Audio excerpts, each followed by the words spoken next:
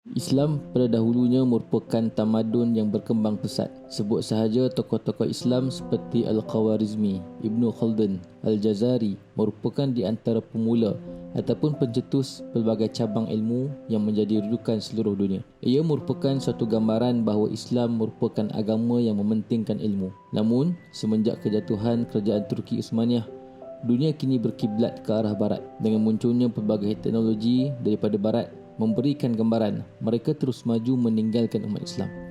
Umat Islam pula terus bertekak dan bergaduh berkenaan isu-isu furuk yang tidak dapat membangunkan mereka seperti terdahulunya. Dan apa yang menariknya, puncanya ialah ilmu. Assalamualaikum guys, welcome back to channel. Nama saya Azim Mahidin. Pada video kali ini, saya akan review satu buku yang bertajuk Seni Berfikir yang Hilang, tulisan Ustaz Hasrizal Abdul Jamil. Buku ni sebenarnya merupakan karya summary bagi satu kitab yang bertajuk Saqafah Adaiyah, tulisan Dr. Yusuf Al-Qaradawi. Yang mana dalam buku ni dia menceritakan tentang 6 cabang ilmu yang saya akan cerita lepas ni. Jadi first, benda yang kita nak faham ialah apa yang dimaksudkan dengan seni berfikir yang hilang ni.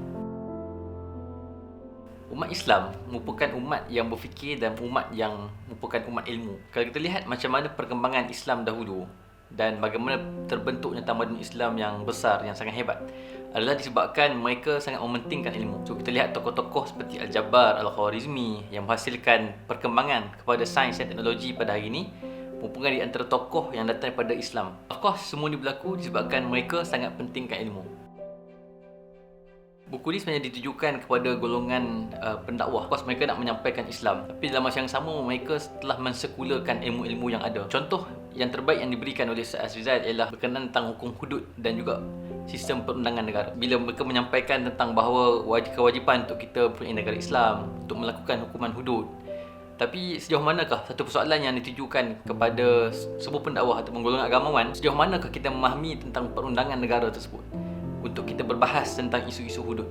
Dan ini antara contoh terbaik yang memberikan satu isyarat pada kita bahawa ilmu agama juga perlu dilengkapi dengan ilmu-ilmu lain, yang mana akan diceritakan dalam buku ni, yang saya akan explain nanti. Dan antara setiap cabang ilmu yang ada dalam buku ni seperti ilmu agama, ilmu sejarah, ilmu sastra dan bahasa, ilmu kemanusiaan, ilmu sains dan ilmu hal ehwal semasa merupakan sangat penting untuk kita sebagai seorang pendakwah untuk bercakap dengan atas dasar ilmu dan tidak hanya bersifat surface.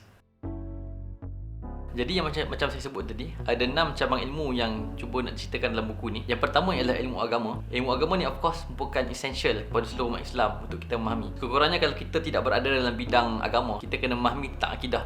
Yang kedua tentang fiqh dan bagaimana kita melakukan ibadah. Yang ketiga ialah tasawuf, bagaimana kita memperbetulkan akhlak kita menjadi seorang manusia yang beradab. Dan kalau nak lebih detail, ada lagi 6 cabang ilmu yang ada dalam agama Islam. Contohnya ilmu Al-Quran, ilmu Sunnah, hadis, fiqh dan usul fiqh, akidah, tasawuf dan juga sistem Islam. Yang kedua ialah ilmu sejarah. Kalau yang lama dah mengikuti perkembangan Ustaz Hasrizal ni, kita akan tahu yang Ustaz Hasrizal sangat minati bidang sejarah. Dan quite a portion dalam buku ni banyak menceritakan tentang contoh-contoh sejarah, tentang bagaimana kalau kita dengan memahami sejarah, kita akan mempunyai horizon atau pandangan yang lebih jelas tentang dunia. Dan contoh terbaik yang diberikan oleh Ustaz Hasrizal adalah tentang kewujudan ism-ism. Ism-ism ni contohnya macam kapitalism, socialism, secularism. Kata Ustaz, kalau kita memahami sejarah bagaimana wujudnya ism-ism ni, para pendakwah ni dia akan jadi seorang yang lebih kritikal, yang lebih matang sebelum dia menjatuhkan any hukuman pun kepada orang lain. Yang ketiga ialah ilmu sastra dan bahasa ataupun kita kata language. So ilmu bahasa ataupun language ni merupakan kunci kepada ilmu. Sebagai contoh, kalau kita nak memahami Islam, kuncinya adalah dengan memahami bahasa Arab.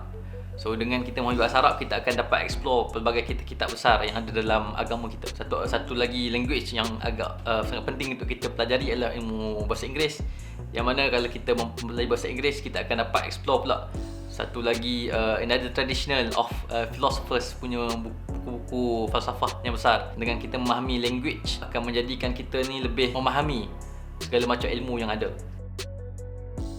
Yang keempat ialah ilmu kemanusiaan. Yang ada dalam ilmu kemanusiaan ni contohnya macam sosiologi, psikologi, ilmu ekonomi, ilmu falsafah. Kita boleh katakan sains sosial lah. So kalau kita tengok dalam sistem pendidikan negara kita, kita banyak ditekankan ataupun fokus banyak ditekankan tentang kepentingan sains fizikal. Yang mana sejak pada kecil kita dimomokkan tentang pentingnya untuk kita jadi engineer ataupun untuk jadi doktor, supaya pada bila dah kerja kelak kita akan dapat kualiti ataupun income yang besar. Itu sains sosial ni sangat penting dalam nak memberikan satu pandangan yang lain lah daripada hidup kita ni. So, memang sangat penting juga untuk pendakwah ni memahami sains sosial.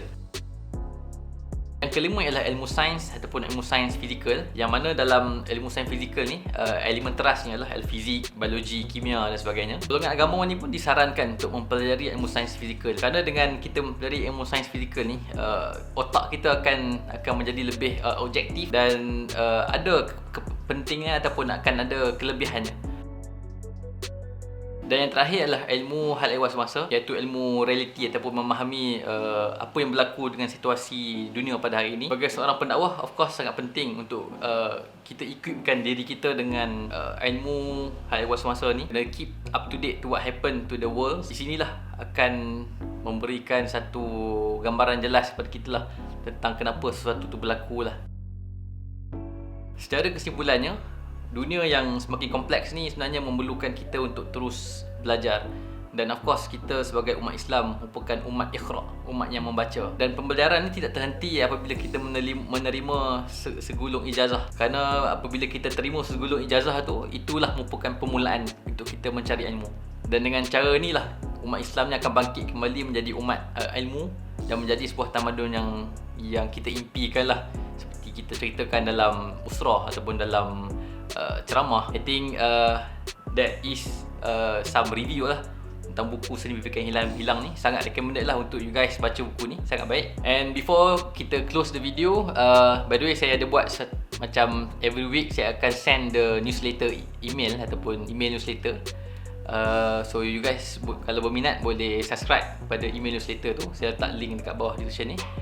And email newsletter tu sebenarnya nak yang bertajuk Monday Momento, yang mana saya akan cuba ceritakan tentang apa yang saya found interesting that week, and then ataupun anything life advice ataupun productivity hacks yang saya jumpa, yang saya akan cuba share lah kepada every week and setiap hari Isnin to be specific.